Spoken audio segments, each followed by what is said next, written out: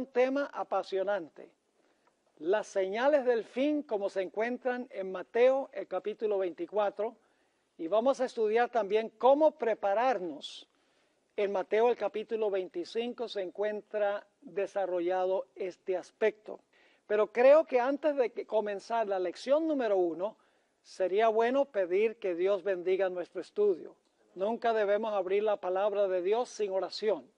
Así que les pido que con reverencia inclinen sus rostros y vamos a elevar una plegaria a nuestro Padre Celestial.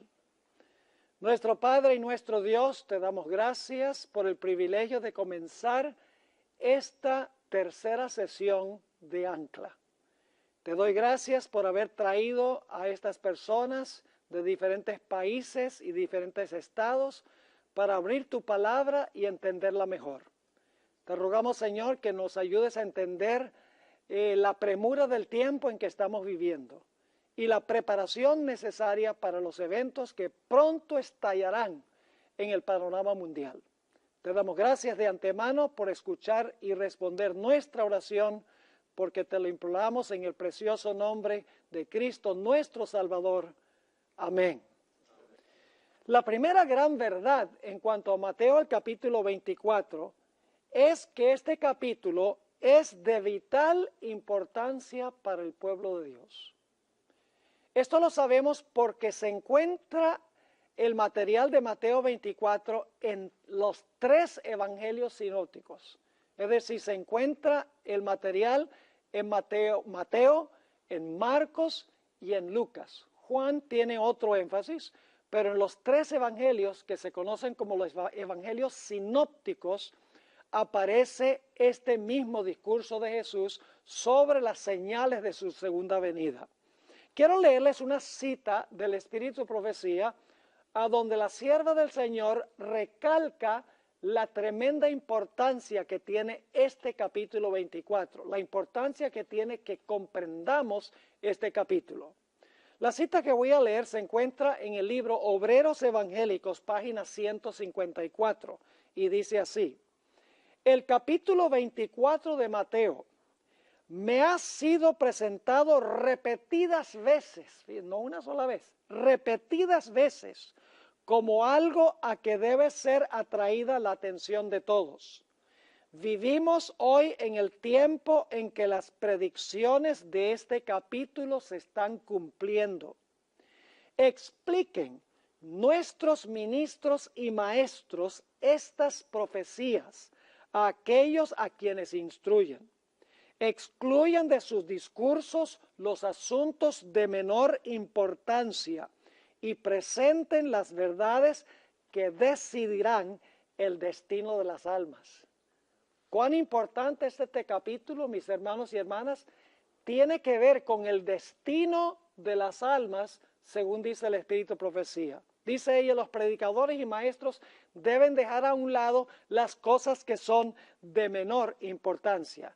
Y ella recalca que repetidas veces Dios le mostró la importancia de entender el capítulo 24 de Mateo. Así que el primer punto que quiero que enfaticemos es que Mateo 24 es de suprema importancia para el pueblo de Dios.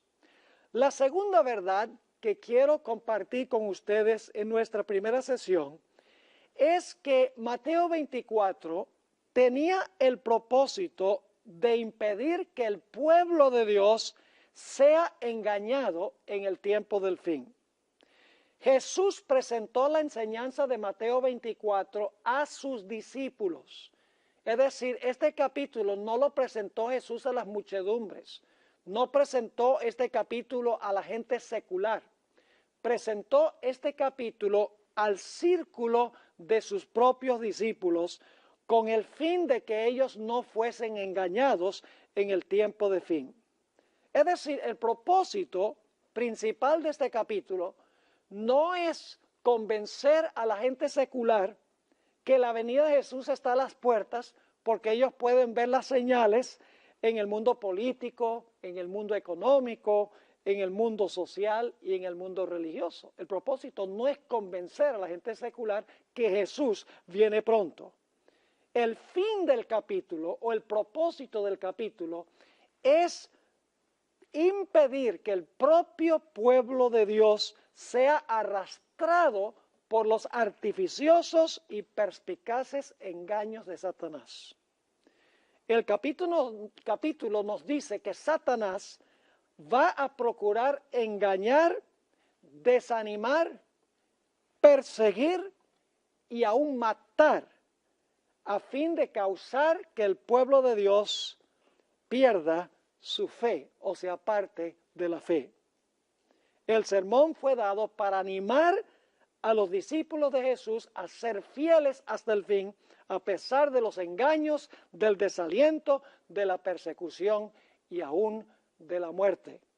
Vamos a leer algunos versículos que nos indican que este capítulo fue dado especialmente a los seguidores de Jesús para que no fueran engañados.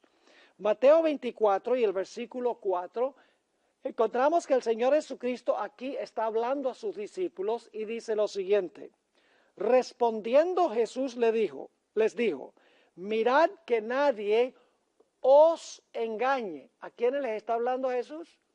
¿A la gente secular? ¿A la gente del mundo? No, ellos ya están engañados, mis hermanos y hermanas. Jesús le está diciendo a sus seguidores, asegúrense que nadie los engañe a ustedes, mis seguidores. Noten lo que dice el versículo 5. Aquí el Señor Jesucristo declara, porque vendrán muchos como en mi nombre. O sea, debe ser a gente que son cristianos falsos, ¿sí o no? Si vienen en el nombre de Jesús son cristianos falsos, ¿verdad? ¿Y a quiénes quieren engañar? Pues a cristianos, porque para alcanzar gente secular uno no vendría en el nombre de Jesús. ¿Me están entendiendo? Así que dice Jesús, porque vendrán muchos en mi nombre diciendo, yo soy el Cristo, y a muchos engañarán. Y luego tenemos el capítulo 24 y el versículo 23 hasta el versículo 25. Fíjese quiénes son los que están en peligro de ser engañados. No son la gente secular, los ateos, no son aquellas personas que no profesan religión, son aquellos que profesan el nombre de Jesús. Dice en Mateo 24 y el versículo 23 al 25, Jesús está hablando todavía. Entonces si alguno os dijere, mirad, aquí está el Cristo, o mirad, allí está, no lo creáis, porque se levantarán falsos cristos y falsos profetas y harán grandes señales y prodigios, de tal manera que engañarán, si fuere posible, a la gente secular. ¿Es eso lo que dice? No, dice que engañarán, si fuere posible, ¿a quién? Aún a los escogidos. ¿A quiénes quiere engañar Satanás? No a los mundanos, a los mismos escogidos. Y luego Jesús advierte en el versículo 25, ya os lo he dicho antes, se los he avisado para que cuando llegue el momento los escogidos no sean engañados. Ahora surge la pregunta, ¿quiénes son los escogidos? ¿Será que los escogidos son la gente del mundo, la gente secular? No. Noten Romanos el capítulo 8 y el versículo 33 y 34 que identifica quiénes son los escogidos. Dice, ¿quién acusará a los escogidos de Dios? Dios es el que justifica. ¿Quién es el que condenará? Cristo es el que murió, más aún el que también resucitó, el que además está a la diestra de Dios, el que también intercede por ¿quiénes? Por nosotros, por los escogidos. Entonces, ¿quiénes son los escogidos? Los que han aceptado la muerte de Cristo, la resurrección de Cristo y la intercesión de Cristo en su favor. Es decir, el segundo punto, la segunda verdad que quiero que notemos de Mateo el capítulo 24, es que el propósito de este capítulo es impedir que el propio pueblo de Dios sea engañado por los artificios de Satanás. La tercera gran verdad, esto se encuentra en la página 4 del sílabo, la verdad número 3 de Mateo el capítulo 24, es que a fin de tener el cuadro completo debemos estudiar todo el sermón como aparece en los 3 evangelios sinópticos. Es decir, necesitamos comparar Mateo, Marcos y Lucas y la perspectiva que da cada uno de este sermón de Jesús. Porque cada uno de los evangelistas da detalles que no dan los otros. Vamos a notar un ejemplo, o varios ejemplos. Mateo 24 y el versículo 7. Una de las señales que estudiaremos, Mateo 24 y el versículo 7. Porque se levantará nación contra nación y reino contra reino, y habrá pestes y hambres y terremotos en diferentes lugares. Ahora, noten lo que dice entonces, habrá terremotos en diferentes lugares. Pero notemos lo que dice en el Evangelio según San Lucas. El Evangelio según San Lucas agrega un detallito muy interesante que no se encuentra en Mateo 24:7. Lucas 21 y el versículo 11 dice, y habrá ¿qué cosa? Grandes terremotos, no solamente terremotos, sino grandes terremotos, y en diferentes lugares hambres y pestilencias, y habrá terror y grandes señales del cielo. Así que sabemos que estos no son solamente temblores, van a ser grandes terremotos, y la palabra griega que se usa es megas. ¿Qué significa la palabra mega? Significa algo bien, ¿qué? Algo bien grande. Hablamos, por ejemplo, de mega iglesias. Son iglesias inmensas de 20, 30 mil miembros, como la iglesia de Joel Osteen en Houston. Así que no solo dice terremotos, como en Mateo, sino que cuando comparamos Lucas van a ser grandes terremotos. Noten otro ejemplo, en Marcos 13:8, se menciona algo que no está ni siquiera en Mateo ni en Lucas, pero sí está en Marcos. Dice en Marcos 13 y el versículo 8, porque se levantará nación contra nación y reino contra reino, y habrá terremotos en muchos lugares, y habrá hambres y ¿qué más? Y alborotos. Muy bien, alborotos. Eso no está ni en Mateo ni tampoco está en Lucas. Ese detalle está solo en Marcos.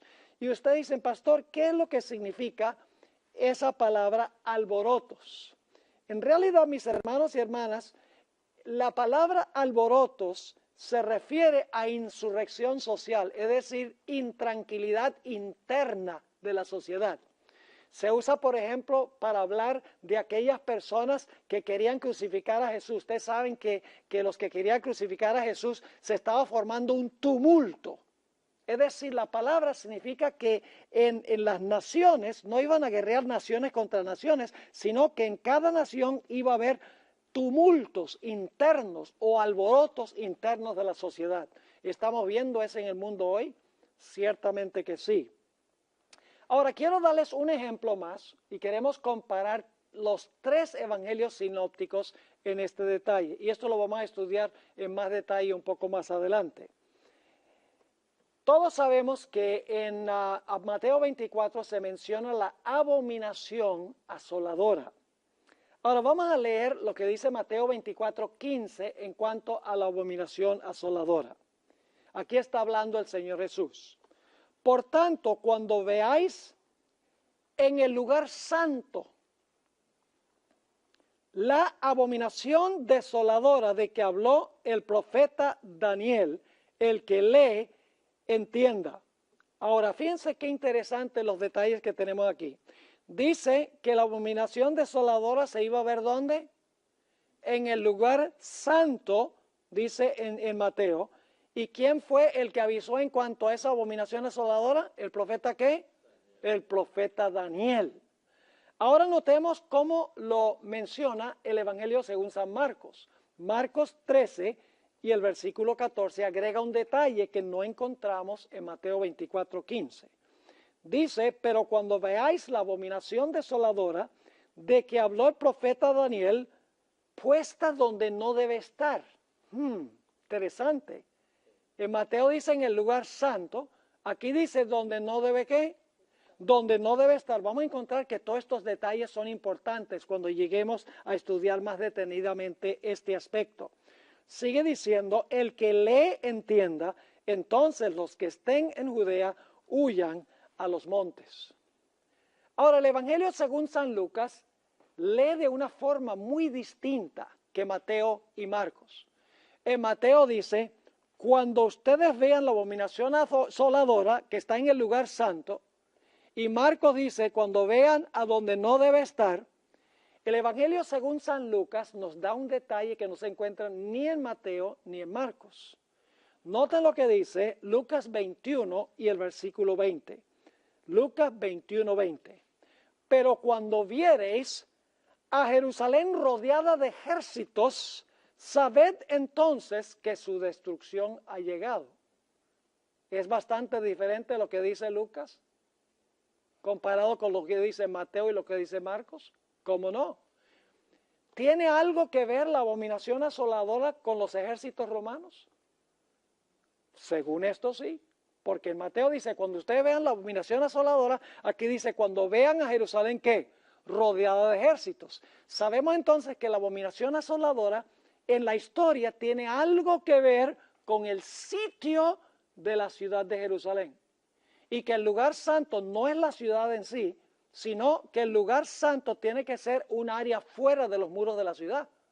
Porque si ya los romanos estuvieran atacando la ciudad y entrando a la ciudad, entonces los que están dentro de la ciudad no podrían, ¿qué? No podrían huir.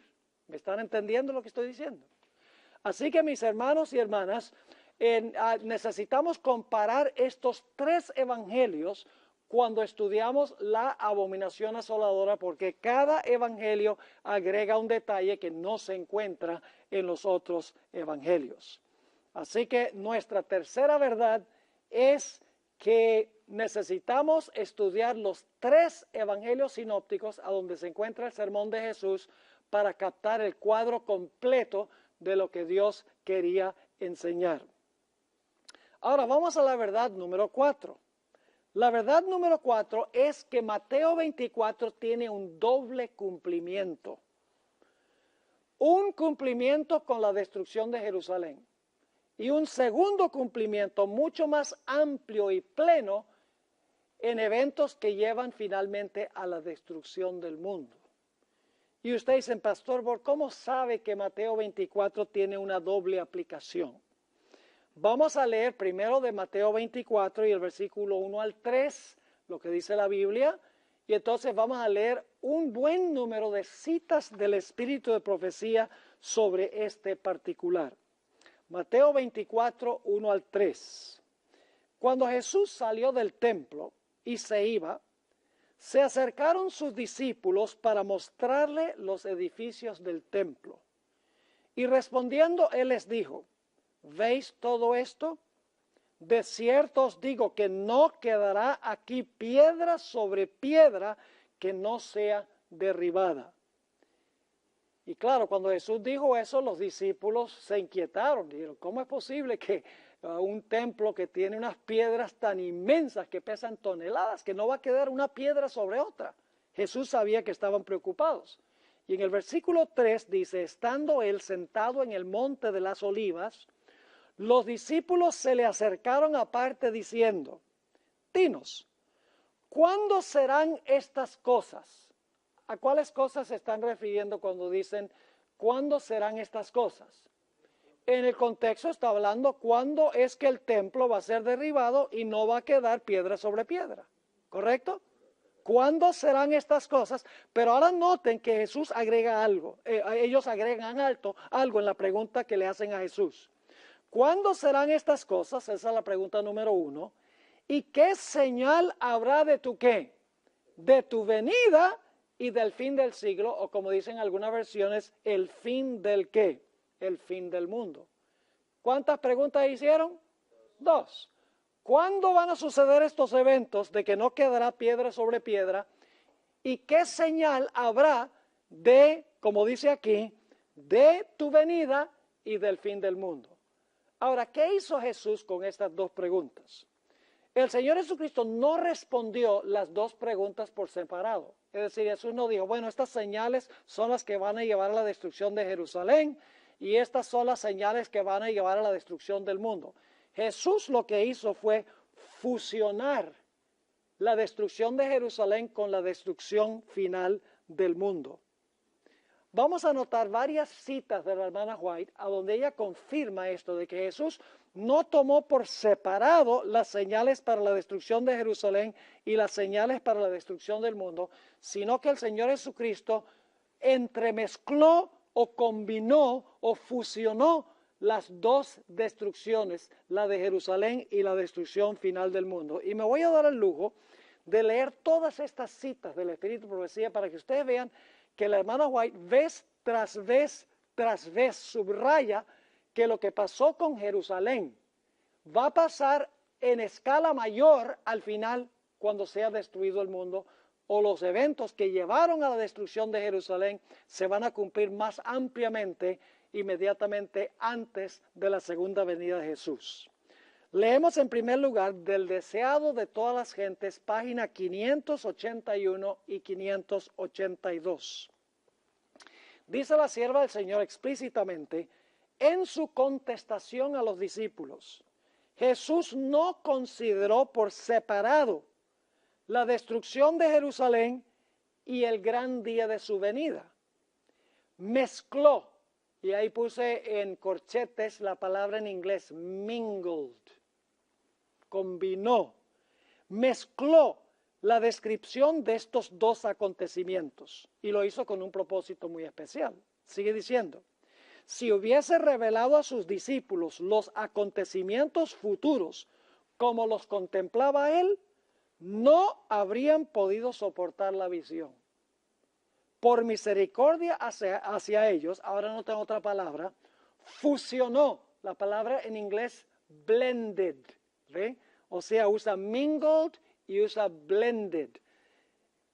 Fusionó la descripción de las dos grandes crisis, dejando a los discípulos estudiar por sí mismos el significado. Cuando se refirió a la destrucción de Jerusalén, sus palabras proféticas llegaron más allá de este acontecimiento, hasta la conflagración final de aquel día en que el Señor se levantará de su lugar para castigar al mundo por su iniquidad, cuando la tierra revelará sus sangres y no encubrirá más sus muertos.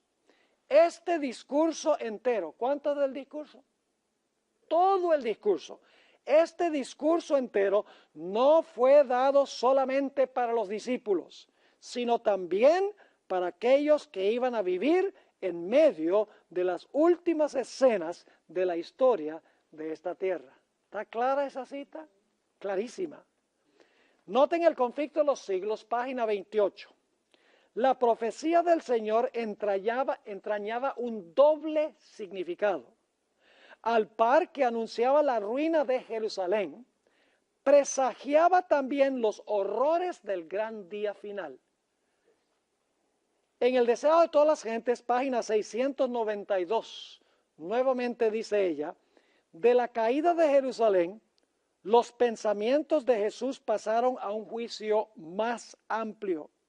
En la destrucción de la ciudad impenitente, vio un símbolo de la destrucción final que caerá sobre el mundo. Es decir, lo que pasó allá es simbólico de lo que va a pasar al final de la historia. Ahora yo pregunto, ¿cuál es el cumplimiento principal de esta profecía de Mateo 24? ¿La destrucción de Jerusalén o la destrucción final del mundo? La del mundo. La destrucción de Jerusalén es solo una miniatura, solo un símbolo o una ilustración de algo que va a pasar mucho más grande al final de la historia.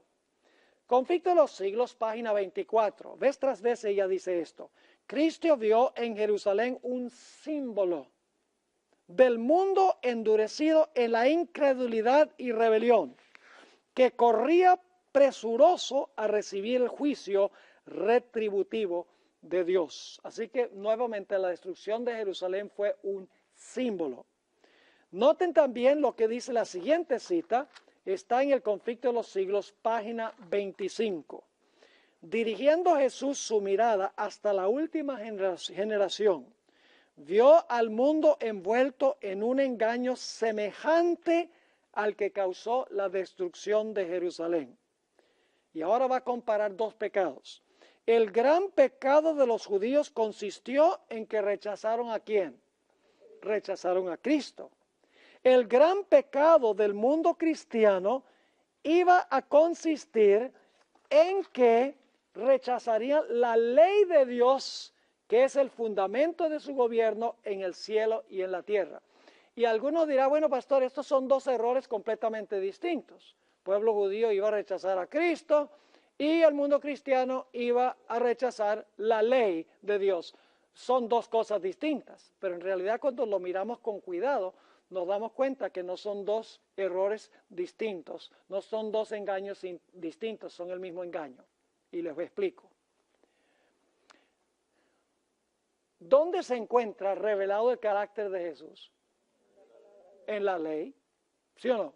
La ley es un reflejo del carácter de Jesús. Ahora, ¿puede usted decir yo amo a Cristo pero aborrezco el reflejo? No. Usted no puede decir yo amo mucho a Jesús, amo el carácter, es lindo el carácter de Jesús, pero la descripción escrita de su carácter no me gusta. Rechazar la ley, que es un reflejo de Cristo, significa lo mismo que rechazar a quién, que rechazar a Cristo. Es el mismo error. Y el mundo cristiano dice, yo quiero a Cristo, pero no me des la ley. Y el pueblo judío dice, dame la ley, pero no me des a Cristo.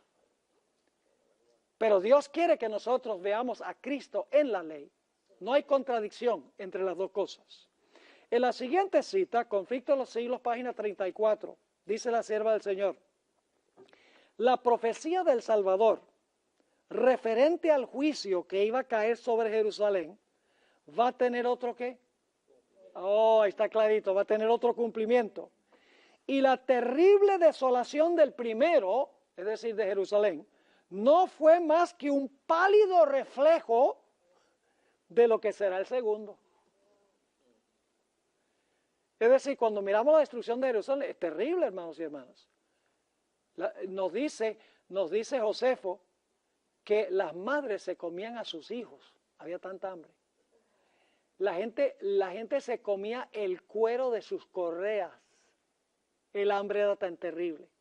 La sangre corría por las calles de Jerusalén. Y la hermana White dice que ese es un pálido reflejo. Óigame, hermanos y hermanas. Así que dice, la profecía del Salvador referente al juicio que iba a caer sobre Jerusalén va a tener otro cumplimiento, y la terrible desolación del primero no fue más que un pálido reflejo de lo que será el segundo. En lo que acaeció a la ciudad escogida, podemos ver anunciada la condenación de un mundo que rechazó la misericordia de Dios y pisoteó su ley. Porque pisotear la ley es pisotear a Jesús, porque la ley es una descripción escrita del carácter de Jesús. Usted no puede decir, me gusta el carácter de Jesús, pero no me gusta el reflejo de su carácter. Eso es ridículo. Eso es como decir, me gusta mi cara, pero no me gusta la cara que está en el espejo. La cara que está en el espejo es la misma cara. Así que usted no puede decir, me gusta mi cara, pero no me gusta el espejo. Note lo que dice la siguiente cita. Eventos de los últimos días, página 18.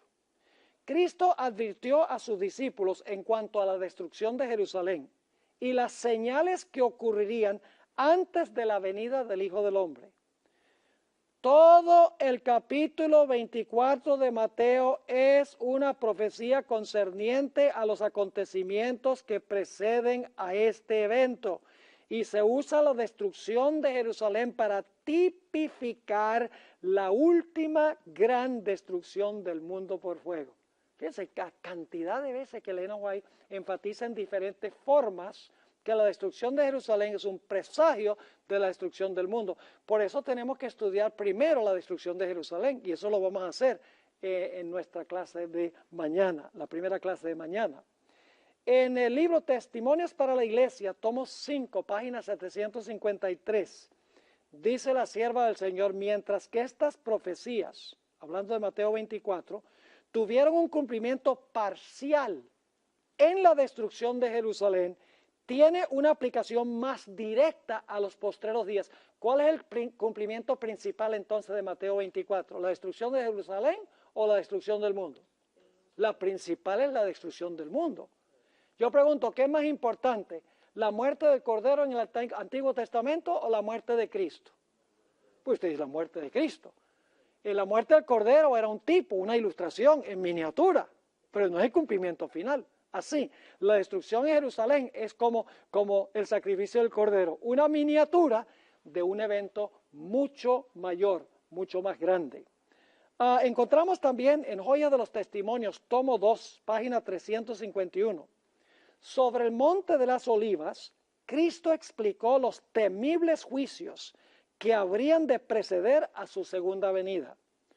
Oiréis guerras y rumores de guerras, porque se levantará nación contra nación y reino contra reino, y habrá pestilencias y hambres y terremotos por los lugares, y todas estas cosas principio de dolores. Ahora escuchen bien esto, porque esta va a ser nuestra primera lección mañana. Vamos a estudiar la destrucción histórica de Jerusalén para luego colocar el ambiente para lo que va a pasar al final de la historia. Dice ella, aunque estas profecías se cumplieron como parcialmente con la destrucción de Jerusalén, se aplican más directamente a los postreros días. Así que el gran cumplimiento de Mateo 24 es en relación con eventos que llevan a la segunda venida. Dos citas más. Hay una que se encuentra en Palabras de Vida del Gran Maestro, página 102. La ruina de Jerusalén fue un símbolo de la ruina final que abrumará al mundo.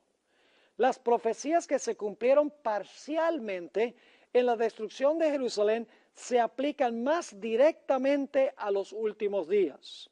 Estamos ahora en el umbral de acontecimientos grandes y solemnes. Nos espera una crisis como jamás ha presenciado el mundo. Palabras de Vida del Gran Maestro, página 102. Y luego una última cita, y estas no son todas, hay algunas más, pero incluí nada más estas. Dice la sierva del Señor, las amonestaciones que Cristo dio a Jerusalén no habían de perecer con sus habitantes. Los juicios sobre Jerusalén eran un símbolo de los acontecimientos relativos al juicio que efectuará Cristo en el día final, cuando ante Él sean reunidas todas las naciones, y enviará sus ángeles con gran voz de trompeta, y juntarán a sus escogidos de los cuatro vientos, desde un extremo del cielo hasta el otro. ¿Entienden este punto, la gran verdad número 4 de Mateo 24? Y es que lo que sucedió con Jerusalén es una miniatura de lo que va a suceder al final de la historia, un símbolo, un presagio, una prefiguración de lo que va a suceder al final de la historia. Pero yo pregunto, ¿necesitamos en primer lugar entender la base histórica? ¿Sería necesario estudiar primero lo que sucedió con Jerusalén? Lógico. Por ejemplo, hablando otra vez del Cordero. El Cordero no podía tener, ¿qué? Mancha. No se podía quebrar, ¿qué? No se podía quebrar ninguno de sus huesos. Debía ser sacrificado ¿a qué horas el Cordero Pascual? A las 3 de la tarde. Ahora, ¿esos detalles son importantes conocerlos? Lógico que es importante conocer. Si usted no conoce el tipo, usted no va a conocer el antitipo. ¿Por qué es importante conocer que el Cordero no debía tener mancha? ¿Qué representa eso en un ámbito más grande?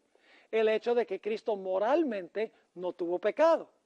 ¿Qué significa el hecho de que ningún hueso del Cordero Pascual se debía quebrar? Significa que Jesús colgando en la cruz no le quebraron las piernas, porque en Éxodo dice que al Cordero Pascual no se le quebraba un hueso. ¿Están entendiendo lo que estoy diciendo? Y luego, ¿por qué a las 3 de la tarde se debía sacrificar el Cordero Pascual? Porque esa es la hora en que el Señor Jesucristo murió, según la Sagrada Escritura. Entonces, ¿es vital conocer la raíz histórica primero? ¿Cómo no? Si entendemos la raíz histórica, vamos a entender entonces el cumplimiento posterior de eso en un ámbito mayor. Si entendemos los eventos que llevaron a la destrucción de Jerusalén y la destrucción de Jerusalén, vamos a entender mucho mejor lo que va a ocurrir llevando a la segunda venida y en el momento de la segunda venida de Jesús. Ahora vamos al punto número 5, la gran verdad número 5 sobre Mateo 24. Este es un punto muy fascinante. Y es que el libro El conflicto de los siglos, ¿han oído hablar alguna vez del conflicto de los siglos? ¿Lo han leído recientemente? Es como leer el periódico, hermanos y hermanas. Como si estuviéramos leyendo el periódico en la mañana. Todo lo que dice la hermana White se está cumpliendo velozmente en este mundo. Pero lo interesante es que el conflicto de los siglos tiene la misma secuencia que Mateo 24. Y ustedes dicen, ¿cómo es eso, pastor? ¿Han notado con qué capítulo empieza el libro El conflicto de los siglos? Con el capítulo sobre la destrucción de Jerusalén. La primera aplicación de Mateo 24, ¿verdad? Con la destrucción de Jerusalén. Ahí empieza la hermana White. A donde comienza Mateo 24, ¿empieza quién? La hermana White. Y yo pregunto, al final del conflicto de los siglos, ¿qué gran evento describe la hermana White? La segunda venida del Señor Jesucristo y todos los eventos que llevan finalmente ¿a qué? A la segunda venida de Cristo. Es decir, Mateo 24 tiene la destrucción de Jerusalén como un símbolo de lo que va a pasar al final de la historia. La hermana White comienza el primer capítulo con la destrucción de Jerusalén y luego termina el libro mostrando cómo lo que sucedió con Jerusalén va a suceder también cuando, al final de la historia en relación con la destrucción final del mundo. Qué fascinante que el Espíritu de Profecía sigue la misma secuencia que encontramos en Mateo 24. Y en nuestro estudio de número 3 de esta serie, vamos a trazar cómo se cumplió Mateo 24 en la destrucción de Jerusalén, inclusive, hermanos y hermanas. Lo interesante es que cuando Jesús, en Mateo 24:20, le dijo a sus seguidores que iban a tener que huir de la ciudad, dice, orad que vuestra huida no sea en invierno ni en sábado. ¿Tiene algo que ver el sábado con la huida en el tiempo final? ¿Y ustedes creen que eso es un accidente, una coincidencia que Jesús trajo a luz el sábado cuando habla de destrucción de Jerusalén y amonesta a sus seguidores a orar que puedan guardar el sábado y que eso no tenga ninguna relación con lo que va a pasar al final de la historia? Mis hermanos y hermanas, todo lo que está en Mateo 24 se cumplió históricamente en relación con la destrucción de Jerusalén, pero va a tener un cumplimiento mayor, como veremos al final de la historia. Ahora vamos a el punto número 6, la verdad, la gran verdad número 6 de Mateo 24. La secuencia de eventos en Mateo 24 está en estricto orden cronológico. Ese es un detalle crucial. Es decir, en Mateo 24 Jesús no solamente dice un montón de cosas sin ningún orden cronológico, sin ningún orden histórico. No, el capítulo está organizado de tal manera que un evento sigue a otro en secuencia. El capítulo es secuencial, en otras palabras. Una cosa lleva a otra cosa, esa otra cosa lleva a la otra cosa, una cosa sucede y luego entonces sucede la otra. Y ustedes dicen, ¿cómo sabemos entonces que Mateo 24 es un capítulo que sigue un estricto orden cronológico? Vamos a notar algunas expresiones que nosotros tenemos aquí.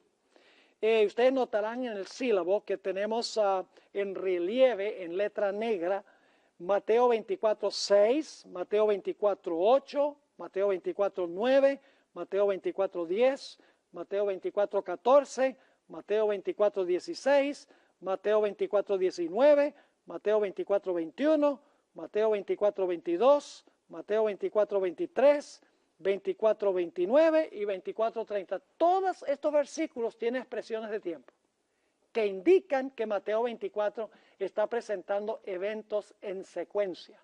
Vamos a leer los versículos. Ustedes notarán en el sílabo que tenemos salteado los versículos. Solamente he puesto aquellos que tienen que ver con el factor tiempo. Dice en el versículo 6, y oiréis de guerras y rumores de guerras. Mirad que no os turbéis, porque es necesario que todo esto acontezca, pero aún no es el fin. Interesante, cuando vean estas cosas, ¿todavía es el fin? No, todavía no es el fin. ¿Es esa una expresión de tiempo? ¿Cómo no? Dice, cuando ustedes vean este asunto de guerras y rumores de guerras, no se turben, porque esto tiene que acontecer, pero todavía no es el fin. Hay eventos que tienen que suceder antes de que llegue el fin. Luego noten el versículo 8. Después de mencionar las señales, dice, y todo esto será ¿qué? Principio de dolores. O sea, ¿vienen cosas después de esas? ¿Dónde creen ustedes que se van a mencionar las otras cosas? Pues tiene que ser en los versículos subsiguientes, porque si dice, estas cosas son principios de dolores, entonces esperaríamos que mencionara las cosas que vienen después de ese versículo. Ahora, noten lo que dice el versículo 9. Hay una palabrita que se usa vez tras vez en Mateo 24, y es la palabra entonces. Fíjense lo que dice el versículo 9. Entonces os entregarán a tribulación y os matarán, y seréis aborrecidos de todas las gentes por causa de mi nombre. Ese entonces lo vamos a estudiar, es muy interesante. Es decir, los eventos que ocurren inmediatamente antes van a llevar a un decreto de muerte contra el pueblo de Dios. Porque dice en el versículo 9, entonces os entregarán a tribulación y os matarán y seréis aborrecidos de todas las gentes por causa de mi nombre. Noten el versículo 10. Muchos tropezarán, ¿qué? Ahí está otra vez. Y fíjense que no es la palabra griega kai. La palabra griega kai puede significar y no necesariamente tiene que ver con secuencia cronológica, pero aquí es la palabra tote, que tiene que ver con un evento que ocurre después de otro evento. Así que dice aquí en el versículo 10, muchos tropezarán entonces y se entregarán unos a otros y unos a otros se aborrecerán. Y luego el versículo 14, otra vez la misma palabra, dice, será predicando este evangelio del reino en todo el mundo para testimonio a todas las naciones. ¿Y luego qué? Y entonces vendrá el fin. Noten el versículo 16. Entonces, los que están, este es después de la abominación asoladora, dice, entonces los que estén en Judea huyan a los montes. Y luego el versículo 19, mas hay de las que estén encintas y de las que críen en aquellos días. Otra referencia a los eventos que están ocurriendo en ese momento. Luego en el versículo 21, otra vez la misma palabra secuencial, porque habrá ¿qué cosa? Entonces, gran tribulación, cual no la ha habido desde el principio del mundo hasta ahora, ni la habrá. Y luego el versículo 22, otra vez una expresión de tiempo.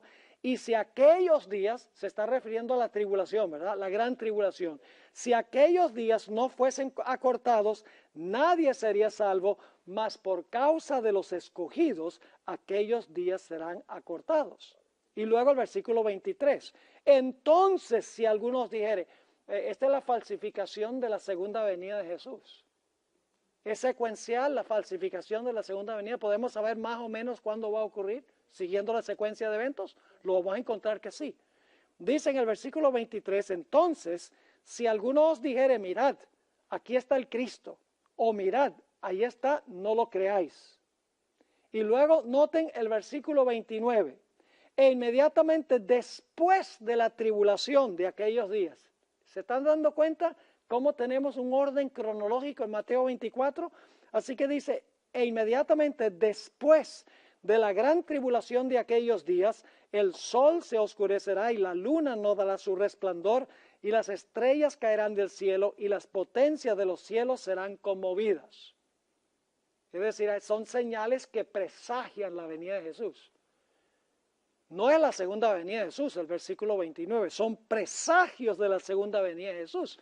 Luego dice en el versículo 30, entonces, después que se vean estas señales, en el sol, la luna y las estrellas, y el gran terremoto, dice, entonces aparecerá la señal del Hijo del Hombre en el cielo, y entonces se lamentarán todas las tribus de la tierra y verán al Hijo del Hombre viniendo sobre las nubes del cielo con gran poder y gran gloria. ¿Se dan cuenta que Mateo 24 está en orden cronológico?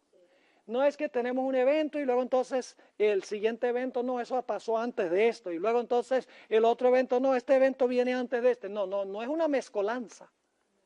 Mateo 24 podemos estudiarlo sabiendo que es secuencial, no solo en relación con la destrucción de Jerusalén, sino también en relación con los eventos que van a pasar en este mundo. Lo vamos a estudiar y les va a quedar absolutamente claro.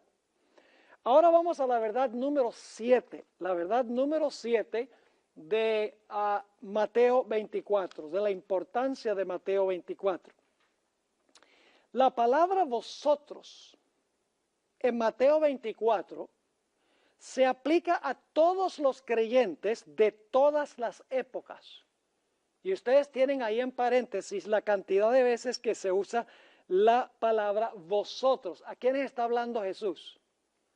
Le está hablando a sus discípulos. Recuerden que se sentó en el monte de los olivos con sus discípulos. Es decir, este discurso fue dado a sus discípulos. Entonces, este discurso fue solamente para los discípulos, para nosotros no. ¿Creen ustedes que fue solamente para los discípulos? Pero Jesús dice, vosotros, asegúrense que nadie los engañe a ustedes. Entonces, ¿es Mateo 24 solamente para los que estaban escuchando en ese momento? No. Vamos a hablar de la Gran Comisión para darles algunos paralelos. Mateo 28, 18 al 20. Mateo 28, 18 al 20. Esta es la gran comisión que Cristo le dio a sus discípulos. ¿Con quiénes estaba hablando Jesús cuando dijo estas palabras? A sus discípulos. O sea que no era para nosotros, solamente era para los discípulos, ¿verdad? ¿Para nosotros también? Oh, pero le estaba hablando era a los discípulos. Pero eso nos incluía a todos los discípulos.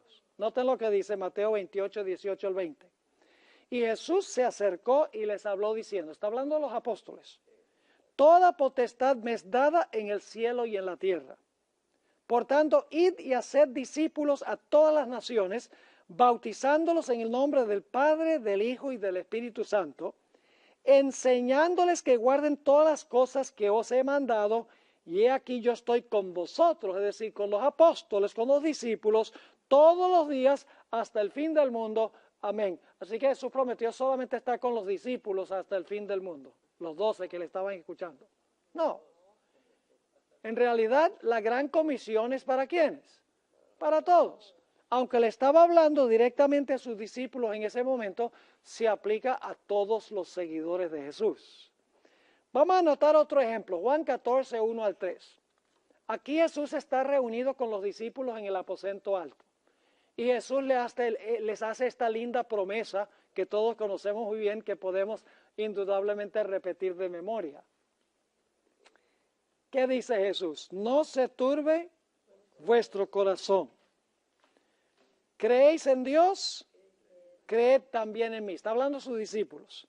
En la casa de mi Padre muchas moradas hay. Si así no fuera, yo os lo hubiera dicho. Voy pues a preparar lugar para vosotros. ¿Para quiénes fue Jesús a preparar lugar? Para los discípulos. Entonces nosotros nos quedamos sin hogar allá porque, imagínense. ¿Esta promesa es para nosotros también? Claro, aunque se la habló a ellos, en realidad se aplica para todas las personas.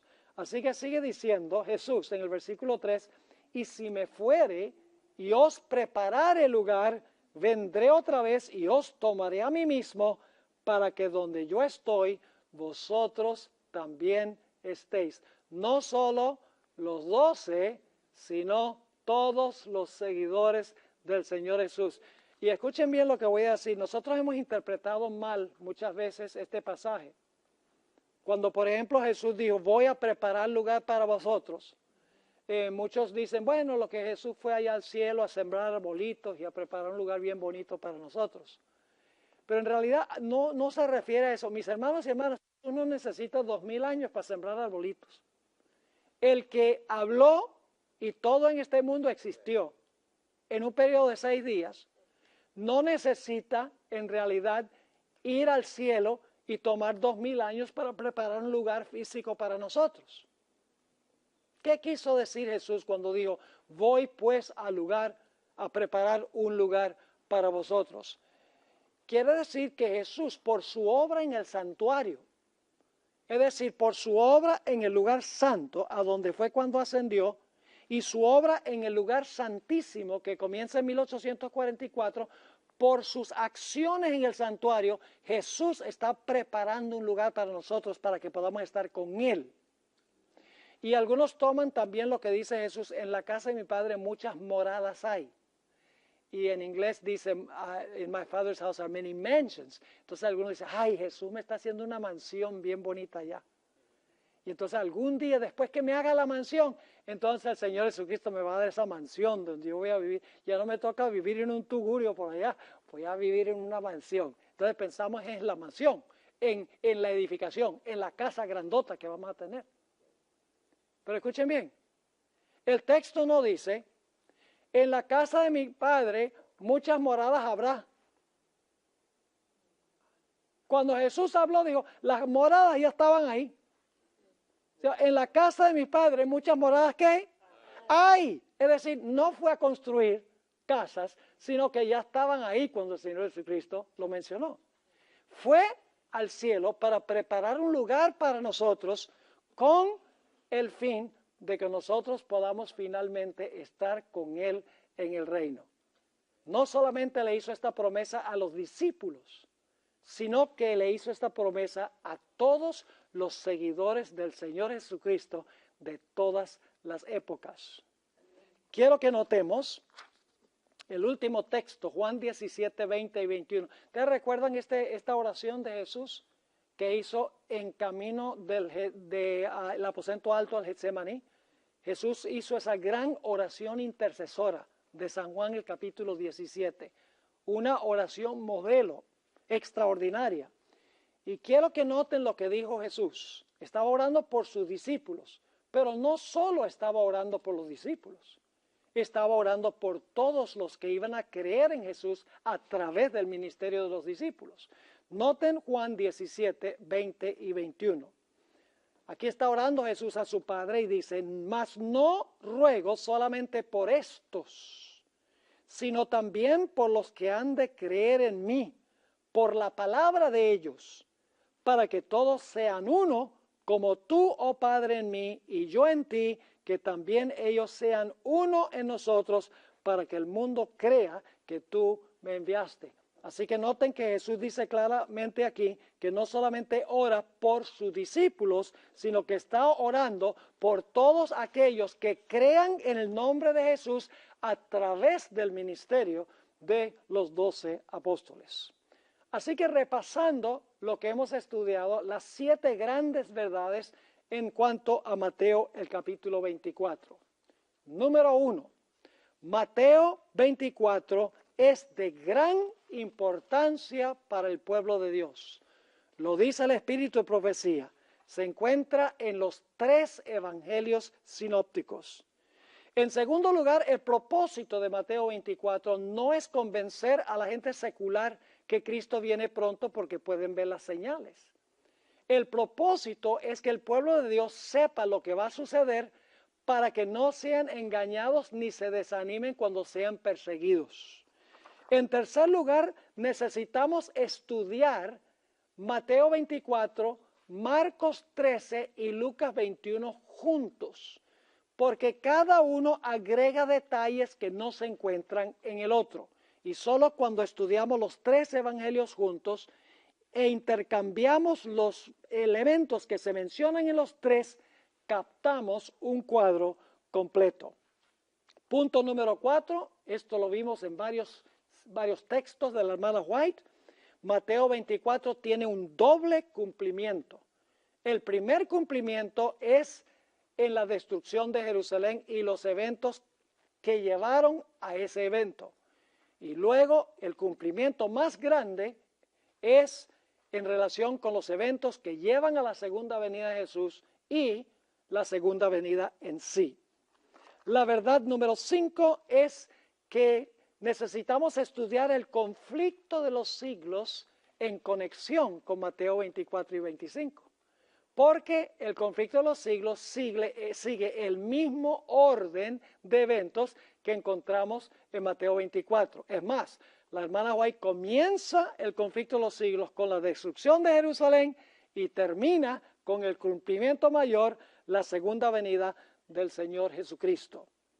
La sexta gran verdad es que Mateo 24, los eventos están en estricto orden cronológico.